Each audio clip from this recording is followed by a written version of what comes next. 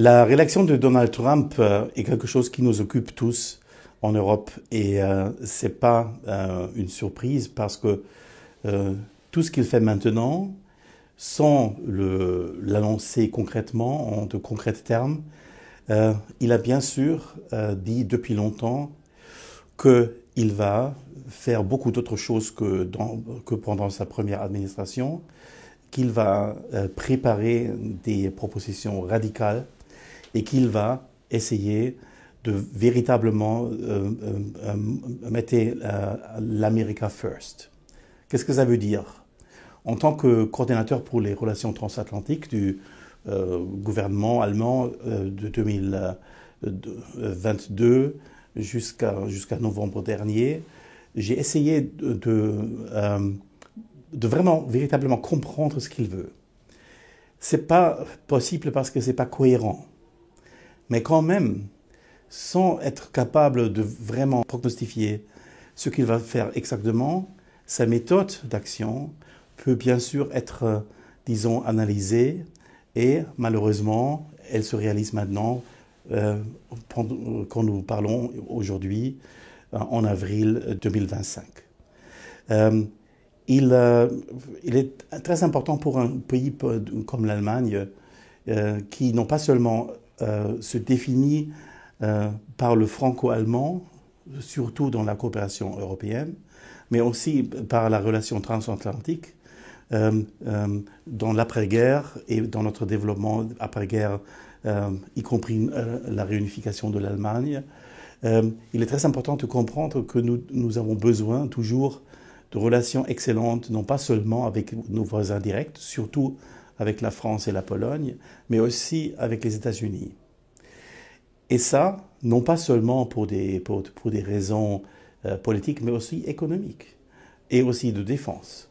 Et c'est pour ça que nous avons cette institution de chargé d'affaires pour les relations transatlantiques au sein du gouvernement, qui est régulièrement occupée par un membre du Bundestag.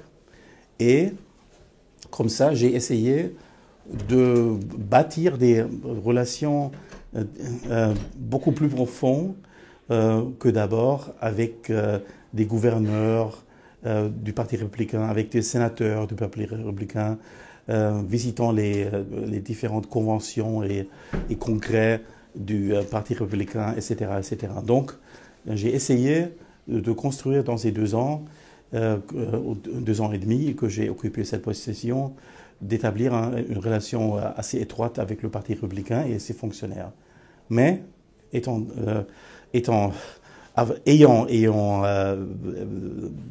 décrit ça, je dois dire, même si vous faites tout ça, des relations avec les gouverneurs, relations avec les sénateurs et tout ça, rien ne peut prognostiquer véritablement ce que M. Trump va faire.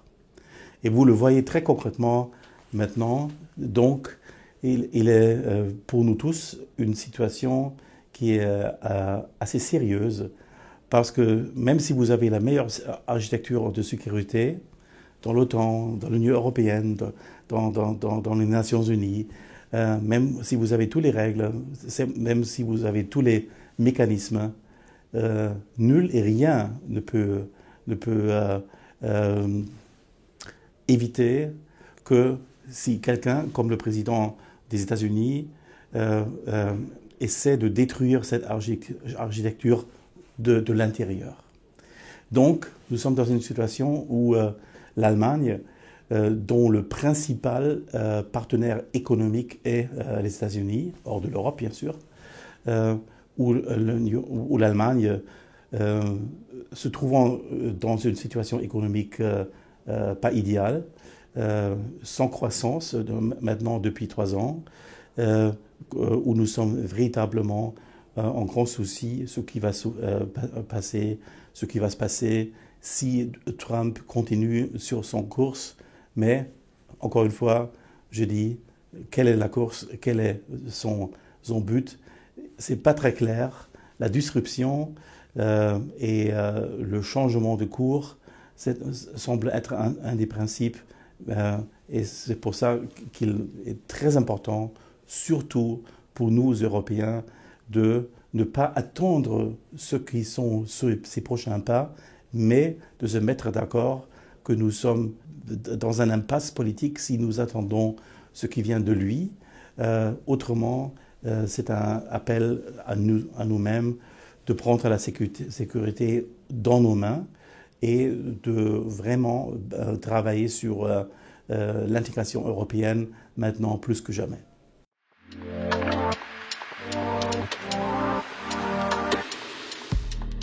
Le réveil stratégique de l'Europe, il est bien sûr possible. Si nous sommes capables, ça c'est déjà une autre question. Parce que nous avons dans l'Union européenne des partenaires comme la Hongrie qui ouvertement se lancent contre tous les idiots, par exemple dans la charte des droits fondamentaux, etc. Donc, nous avons bien sûr aussi une analyse complètement différente de Poutine entre la Hongrie et le reste de l'Union européenne. Alors, ça veut dire l'Union européenne doit trouver, si nécessaire, des possibilités de travailler ou de se mettre d'accord sans ceux qui veulent bloquer le progrès ou le consensus.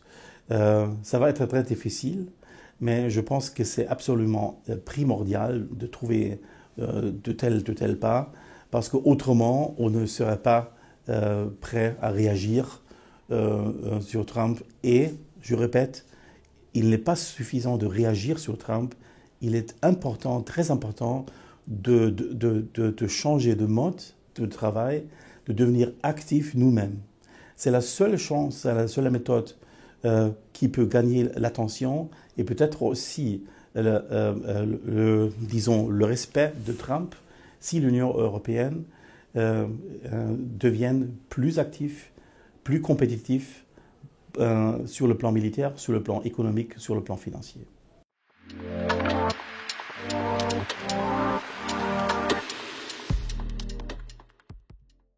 La souveraineté européenne, c'est quelque chose qui est, à mon avis, maintenant sur l'ordre du jour. Beaucoup de gens disent l'Europe va être créée uniquement par des crises.